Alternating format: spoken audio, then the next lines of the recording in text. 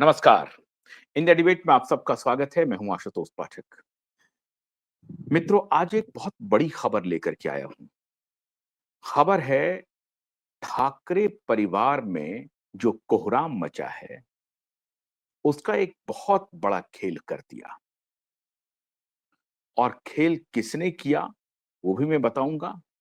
सलमान खान के साथ किसने बहुत बड़ा खेला कर दिया है, ये भी बताऊंगा। और दूसरा, खान द्वय भी अभी आए हैं लाइन पे, उसके बारे में भी बताऊंगा।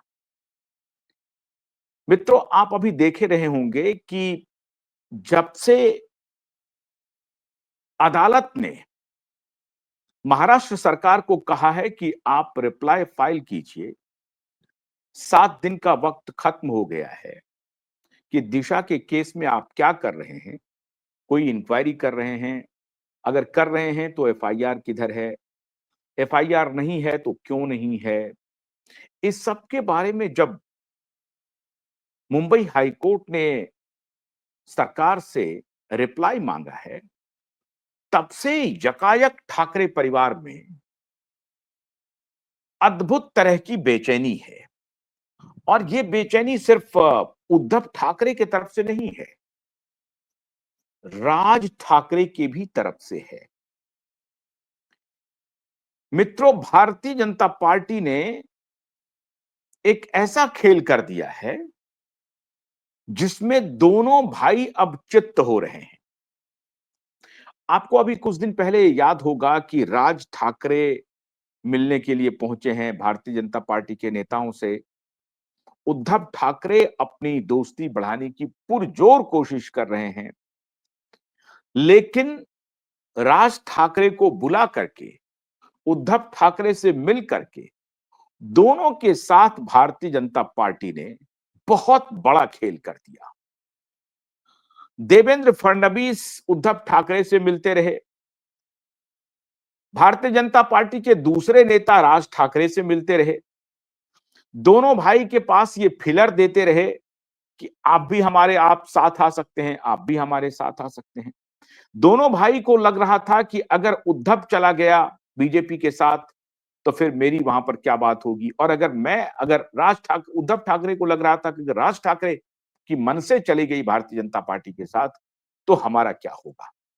अब राज ठाकरे की मन से और उद्धव ठाकरे की उद्धव शिवसेना, ये दोनों पार्टी जो कल तक भारतीय जनता पार्टी के करीब आने के लिए हर तरह की कोशिश करने में लगा हुआ था, और शिवसेना उद्धव ने तो एक प्रकार से सरेंडर किया हुआ है, क्योंकि दिशा सालियान के केस में पुत्र को बचाने का अगर कोई एक मौका है तो वो यही हो सकता है कि वर्तमान सरकार के साथ चले जाए और वर्तमान सरकार के ऊपर दबाव बनाए कि किसी भी तरीके से हमारे पुत्र को इस केस से बाहर निकाल लीजिए, वरना ये मर्डर का केस है, ये गैंग रेप का केस है, इसमें हमारे बेटे की पूरी जिंदगी तबाह हो जाएगी। होगी, वो तो होगी, लेकिन उद्धव ठाकरे अभी ये कोशिश में लगे हुए हैं कि किसी भी तरीके से भारतीय जनता पार्टी के आला कमान से हमारी बात हो जाए, वो मान जाएं और हम बीजेपी के करीब चले जाएं। बिना शर्त समर्थन देने के लिए उद्धव ठाकरे तैयार हो गए हैं भारतीय जनता पार्टी को, लेकिन वहां पर एक शख्स ने अपना अंगद का पांव रख दिया है। मित्रों, वो अंगद का पांव क्या है और किनका है? वो अंगद का पांव है एकनाथ शिंदे जी का, जो भारतीय जनता पार्टी के साथ अलायंस में हैं, चुनाव पूर्व अलायंस में हैं, लोकसभा में भी अलायंस में थे, विधानसभा में भी अलायंस में हैं, और विधानसभा में अलायंस में होने के बाद उनका जो परफॉर्मेंस स्ट्राइक रेट है वो जबरदस्त है। उद्धव ठाकरे को एक ने शिंदे की शिवसेना ने औकात बता दी कि बाला साहब ठाकरे की के असली वारिस अब शिवसेना एकनाथ शिंदे हैं, न कि शिवसेना उद्धव ठाकरे हैं। बाला साहब ठाकरे की पूरा जिम्मेदारी एकनाथ शिंदे ने ले ली है। बाला साहब ठाकरे की पूरी मिल्कियत एक प्रकार से कहें तो एकनाथ शिंदे के पास चली गई है। अब उद्धव ठाकरे अपने बेटे को बचाने के लिए हर मुमकिन कोशिश में लगे हुए हैं। लेकिन हमारे सूत्रों ने जो हमें बताया कि इस अलायंस में अगर सबसे बड़ा रोड़ा कोई है तो वो रोड़ा है एकनाथ शिंदे साहब। अब एकनाथ शिंदे की लोग कहते हैं कि देवेंद्र फडणवीस से नहीं बनती है। बात सही है, दोनों में बहुत अच्छे रिश्ते नहीं हैं, लेकिन एकनाथ शिंदे को मोदी जी पसंद करते हैं, एकनाथ शिंदे को अमित शाह पसंद करते हैं, एकनाथ शिंदे को भारतीय जनता पार्टी के अन्य नेता भी पसंद करते हैं और देवेंद्र फडणवीस को पसंद करने वाले लोग हैं, वो मोदी जी के करीब हैं, लेकिन अमित शाह के करीबी नहीं है। दिक्कत यह है मित्रों कि अमित शाह के साथ देवेंद्र फडणवीस का एक सो रिलेशनशिप है और ये मैं नहीं बोल रहा हूं, ये सबको मालूम है, ये बताने की आवश्यकता नहीं है। जो लोग ये बोलते हैं कि नहीं अमित शाह और देवेंद्र फडणवीस के बीच में रिश्ते बहुत अच्छे हैं, तो उन्हें कोई राजनीतिक एक बार अपनी राजनीतिक समझदारी पर पुनर्विचार करना चाहिए। मोदी की पसंद, पहली पसंद देवेंद्र फडणवीस थे। क्यों? क्योंकि मोदी जी को महाराष्ट्र में एक कद्दावर नेता का अस्तित्व में आना अत्यावश्यक लग रहा था। क्यों? क्योंकि वहां पे नागपुर के एक बड़े नेता नितिन गडकरी जी, वो आंख की किरकिरी बने हुए हैं। ये भारतीय जनता पार्टी में सबको मालूम है, बाहर भी मालूम है। अच्छे संबंध नहीं है, लेकिन एक पार्टी में है, दोनों अपना मिलकर के चल रहे हैं। तो देवेंद्र फडणवीस एक स्वाभाविक पसंद है नरेंद्र मोदी के। एकनाथ शिंदे ने अपना अंगत का पैर लगा दिया है कि आप उद्धव ठाकरे से आप संबंध क्यों बना रहे हैं? उद्धव ठाकरे से संबंध बनाने की आपको आवश्यकता क्या है? उनके बेटे का जेल जाना निश्चित है। सारे तथ्य इस तरफ इशारा कर रहे हैं कि दिशा सालियान की केस में उद्धव ठाकरे, आदित्य ठाकरे का जेल जाना निश्चित है। उद्धव ठाकरे को भी जेल जाना पड़ सकता है दिशा के केस में, क्योंकि अगर बेटा जाएगा तो बाप भी जाएगा, क्योंकि बाप ने वही अपराध किया है जो बेटा ने किया है, बस थोड़ा सा गुणात्मक फर्क है। बेटा डायरेक्ट अपराध में शामिल है और बाप उस अपराध को कवर अप करने में शामिल है। तो हत्या और गैंगरेप के आरोप में आदित्य ठाकरे और उद्धव ठाकरे दोनों को जेल जाना पड़ सकता है और यह बात एकनाथ शिंदे साफ साफ कम्युनिकेट कर रहे हैं भारतीय जनता पार्टी के नेताओं के साथ कि आपको आखिर में दिलचस्पी क्या है उद्धव ठाकरे को बचाने में, जब मैं आपके साथ स्वयं खड़ा हूं। मेरे पास एमएलए हैं, मेरे पास एमपी हैं। अरे 56 एमएलए के साथ तो हम सरकार में हैं, 9 एमपी के साथ आपको समर्थन दे रहे हैं, 9 एमपी उनको भी है और एमएलए 20, उस 20 में से भी सब हमारे तरफ आने के लिए तैयार बैठे हैं।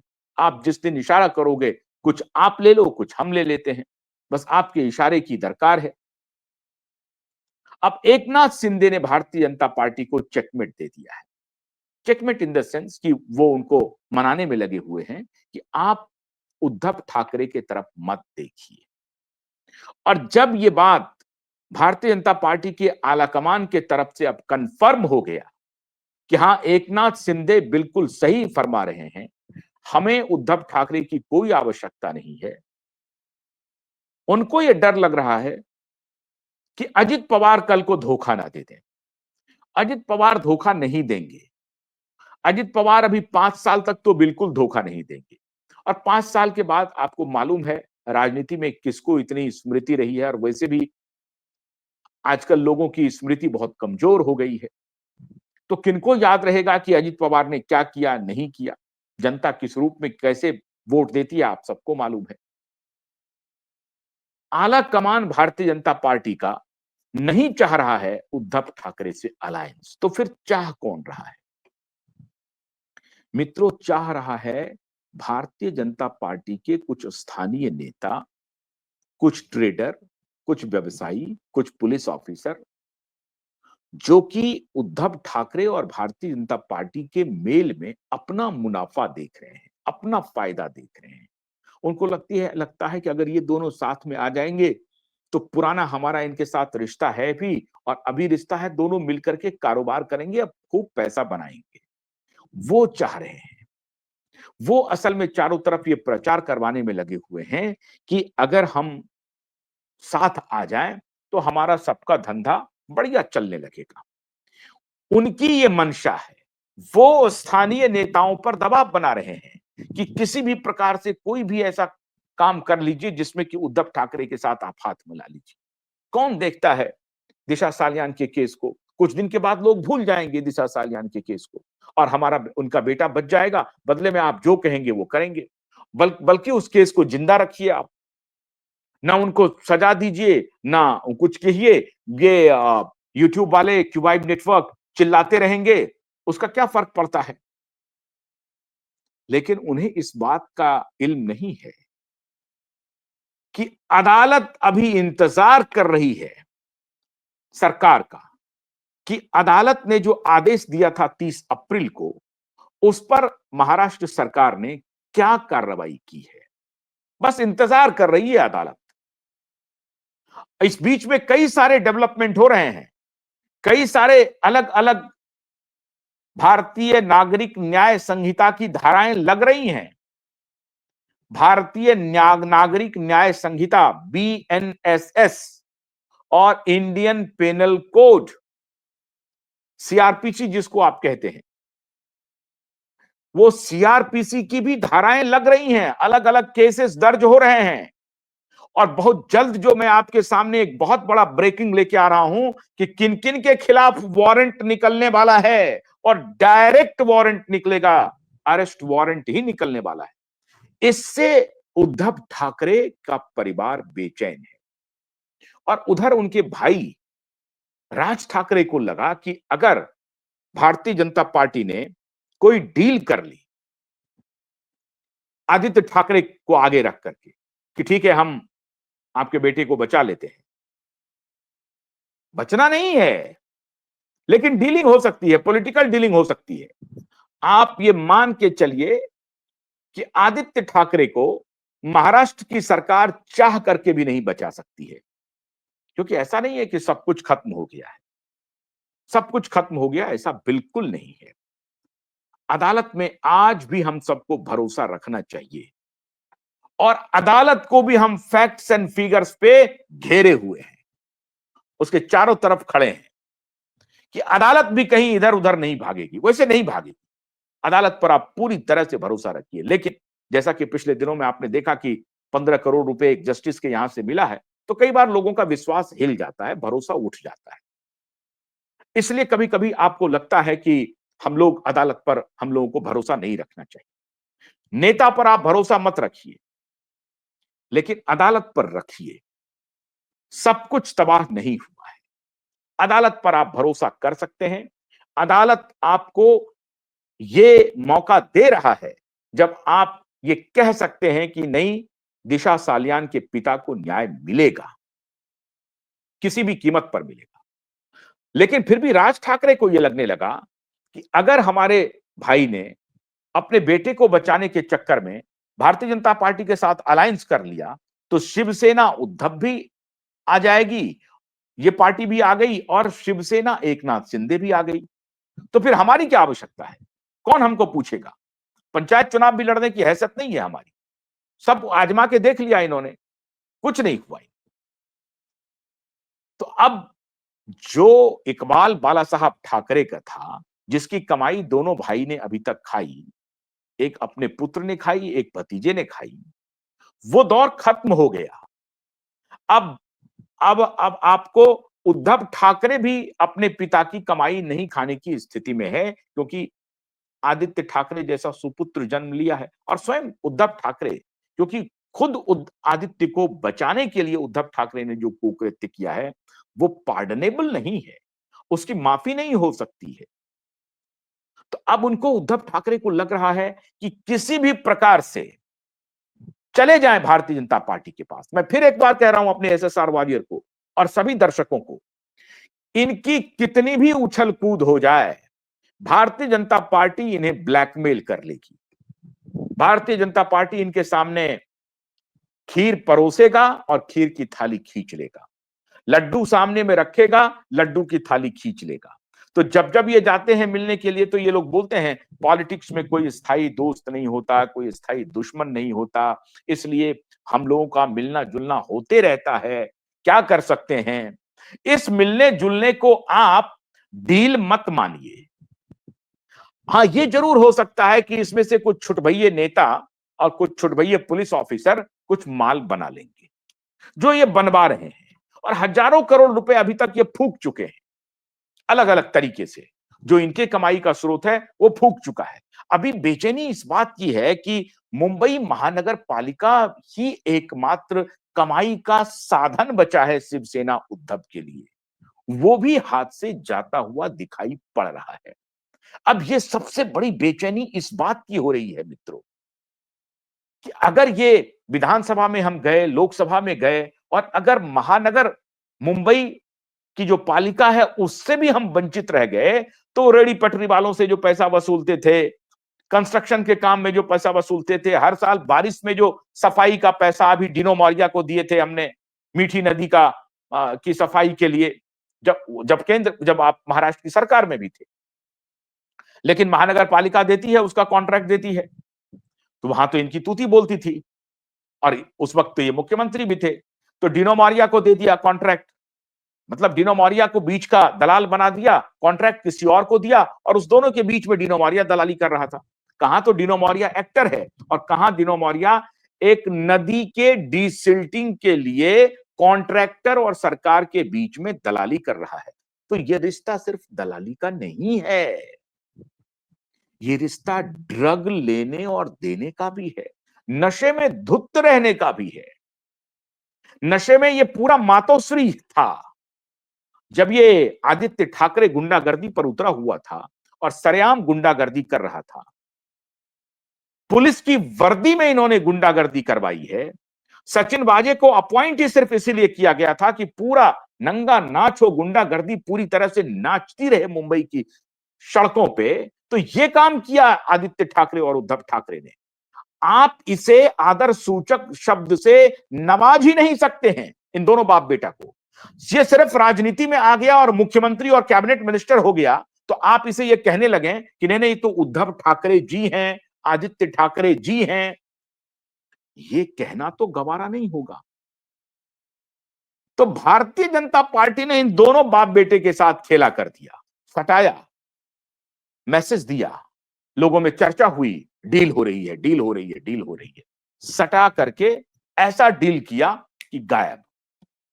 चचेरे भाई को भी बुलाया, मिलना जुलना शुरू किया।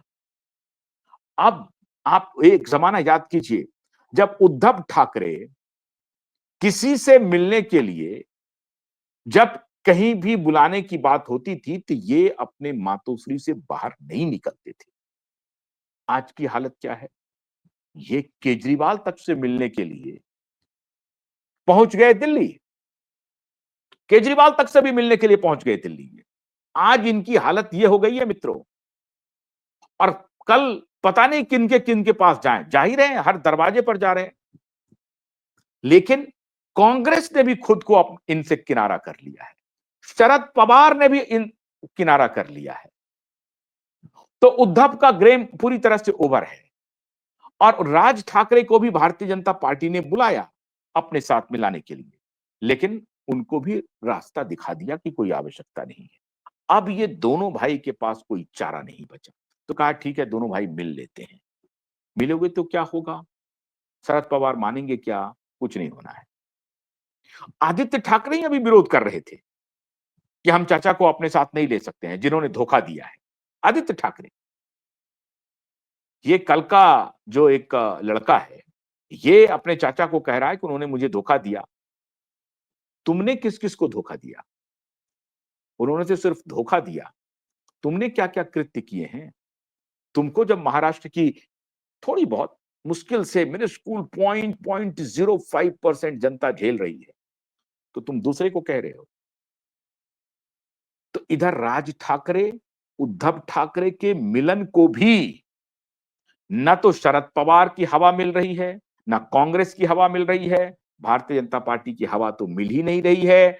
और भारतीय जनता पार्टी हवा हल्का दे करके सिर्फ हवा दे देती है, लेकिन वो सच में हवा होती नहीं है। वो आप समझिए कार्बन डाइऑक्साइड है। उस हवा में कार्बन डाइऑक्साइड ज्यादा मिला हुआ है, उस सांस लेने पर और नुकसान ही होगा। ऑक्सीजन नहीं देती है। हवा जैसा दिखता जरूर है, लेकिन उसमें mixed carbon dioxide. Eknath Shinde बिल्कुल विरोध में खड़े हैं। अजित पवार साहब थोड़ा बायां दायां करने, क्योंकि वो मिलजुल करके चलने वाले नेता हैं, मिलजुल करके खाते हैं, करप्शन करते हैं। अब बीजेपी के साथ आ गए हैं तो उनका करप्शन, और इसी इनके करप्शन को किसने क्लीन चिट दिया था? परमबीर सिंह ने, जब वो एंटी करप्शन का चीफ हुआ करता था। एक तरफ इन दोनों भाई का मामला रफा दफा हो गया, खेला हो गया। अब दोनों भाई साथ आए तब भी कुछ नहीं होने वाला है, कुछ नहीं होने वाला है। मुंबई महानगर पालिका के चुनाव में इन दोनों भाई की पूरा इनका नकाब उतर जाएगा। जो अभी ये डराते हैं लोगों को, थोड़ा बहुत ब्लैकमेल करते हैं, सारा खौफ इनका जाता रहेगा। जनता इनको सबक सिखा देगी। दिशा के केस को महाराष्ट्र और मुंबई ने भूला नहीं है। तो दिशा का केस अभी महाराष्ट्र मुंबई महानगर पालिका चुनाव में बहुत पिवटल रोल प्ले करने वाला है। उधर सलमान खान के साथ भी बड़ा खेला हो गया। सलमान खान सोच रहे थे कि अभी ये जो केस हो रहा है इसको किसी तरीके से दबाव, इसमें तो हमारे भाईजान की भी बात हो रही है, अरबाज खान की आ रही है, शेरा की आ रही है, ये सब अभी पीसेंगे। तो इन्होंने अपने तरफ से पूरी कोशिश की कि कैसे सरकार के पास आया जाए, कैसे सरकार के पास आया जाए पर्दे के पीछे से। लेकिन विश्वस्त सूत्रों के हवाले से मैं ये खबर दे रहा हूं कि मिनिस्ट्री ऑफ होम और कई इंटेलिजेंस एजेंसी के निशाने पर सलमान खान हैं, और सलमान खान का पूरा कुनबा है कि ये क्या-क्या काम करता है, ये धंधा क्या-क्या करता है। ब्लैक मनी का, ड्रग का, किस-किस धंधे में शामिल है। क्योंकि सलमान खान डिनो मारिया से बहुत दूर हैं, ये मानना बिल्कुल गलत है। सूरज पंचोली डिनो मारिया से कोई बहुत दूर हैं, ये मानना गलत है। और सूरज पंचोली सलमान खान से दूर है, ये मानना भी गलत है। तो सूरज पंचोली, डिनो मारिया, इन सबका एक बहुत गहरा रिश्ता है। और इसीलिए एनआईए से लेकर के नारकोटिक्स डिपार्टमेंट तक जो जांच उनकी जब पहुंच रही है, तो सबका सिरा जाकर के मिल रहा है सलमान खान से कि साहब ये तो सबसे बड़ा किंगपिन तो पीछे में बैठा हुआ है। और अब एक नए खिलाड़ी आए हैं, दूसरे खान की एंट्री हुई है, आमिर खान की, जिसके बारे में मैंने आपको बताया है। तो एक आमिर खान उधर चल रहा है, एक सलमान खान चल रहा है। लेकिन सलमान खान भी अपने तरफ से जितनी कोशिशें करनी थी कर लिया। अब खबर आ रही है कि भारतीय जनता पार्टी के नेताओं ने कहा कि बाबा अब मेरे बस का नहीं है, मामला कोर्ट में है, हमको रिप्लाई फाइल करना है, और रिप्लाई में ही हमारे पसीने छूट रहे हैं। पता नहीं कोर्ट का क्या रुख होगा, मैं कुछ नहीं कह सकता। कोर्ट तो अभी इस रिप्लाई पर ही आग बबूला होने वाली है।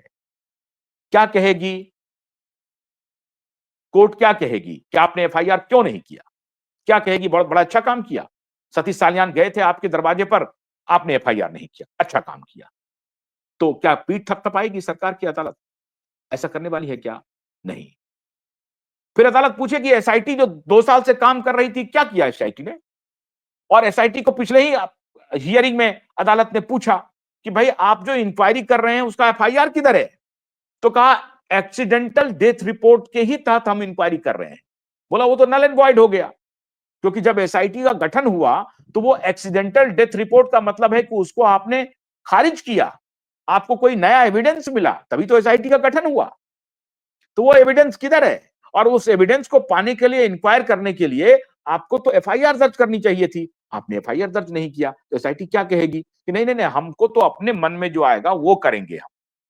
कानून जो लेट डाउन है उसको फॉलो करने की आवश्यकता नहीं है कि कोई भी इन्वेस्टिगेशन के पहले आपको एक प्राथमिक रिपोर्ट दर्ज करनी पड़ती है, फर्स्ट इंफॉर्मेशन रिपोर्ट। वो दर्ज करेगा, कोई रिपोर्ट करेगा या सुओ मोटो आप दर्ज करेंगे एफआईआर, यहां तो पीआईएल लेकर के 1 साल पहले 2023 नवंबर में चले गए थे नीलेश ओझा कि एफआईआर कीजिए। उसमें आपको ये भी बताया जा रहा था कि अगर एफआईआर नहीं करते हैं तो 14 दिन अगर आप नहीं करेंगे, ये कंटेम्प्ट ऑफ कोर्ट होगा। मैक्सिमम 14 दिन तक डिनाई करते हैं। कंटेम्प्ट ऑफ कोर्ट किया, लगातार किया। अभी जब दिशा के पिता पहुंचे, उन्होंने कहा पीआईएल को छोड़ दीजिए, दिशा के पिता जो विक्टिम के फादर हैं वो कह रहे हैं एफआईआर दर्ज कीजिए, नहीं किया। और वो कमिश्नर अपने रिटायर होने का इंतजार किया, रिटायर होने तक वो एफआईआर रजिस्टर नहीं किया। नए कमिश्नर आ गए हैं तब भी उन्होंने एफआईआर रजिस्टर नहीं किया। तो ये रिप्लाई क्या तैयार कर रहे हैं? तो सरकार ने कह दिया भाईजान सबको कि भाईजान अभी माफ करिएगा, अभी तो हम खुद फंसे हुए हैं, अभी तो हमारे बचने की संभावना नहीं है। हमारा कौन सा ऑफिसर नपेगा, कौन पुलिस कमिश्नर नपेगा, ये भी हम नहीं बता सकते। तो इसमें अब हम आपके साथ कुछ भी नहीं कर सकते भाईजान। इसमें विवेक फंसलकर भी जाएंगे और परमबीर सिंह भी जाएंगे। नए जो ऑफिसर आए हैं जनाब देवेंद्र भारती जी, उनको भी क्वेश्चन किया जाएगा। वो तो कहेंगे कि साहब मैं अभी आया हूं, अब जो कोर्ट आदेश करेगी मैं उसकी तामील करूंगा। अरे आदेश करने की छोड़ दीजिए, आपके पास वो एप्लीकेशन पड़ा हुआ है। एसआईटी के ऑफिसर नपेंगे इसमें, तो कितने पुलिस ऑफिसर नप जाएंगे। इसलिए भाईजान का हाथ पैर ठंडा हो गया। कहा अरे साहब, ये तो पुलिस ऑफिसर जो हमारी मदद करने वाले थे वही जेल जा रहे हैं, हम क्या कर सकते हैं बाबा, हमारी तो बहुत मुश्किल हो गई बाबा, हम इसमें नहीं अरंगा लगाएंगे। तो भाईजान को सरकार ने खेला कर दिया। सरकार ने कहा कि भाईजान बाकी चीज में हम सुन लेंगे, लेकिन इसमें हम कुछ नहीं कर सकते हैं। इसमें सूरज पंचोली ने अगर कुछ किया है, डिनोमारिया ने अगर कुछ किया है, आदित्य ठाकरे ने अगर कुछ किया है, तो कोर्ट ही उनको कुछ रिलीफ दे सकता है। हमारे तरफ से तो रिलीफ की कोई संभावना नहीं है। हम जितना डिले कर सकते थे हम कर रहे हैं, इससे भी डिले थोड़ा बहुत और कर देंगे।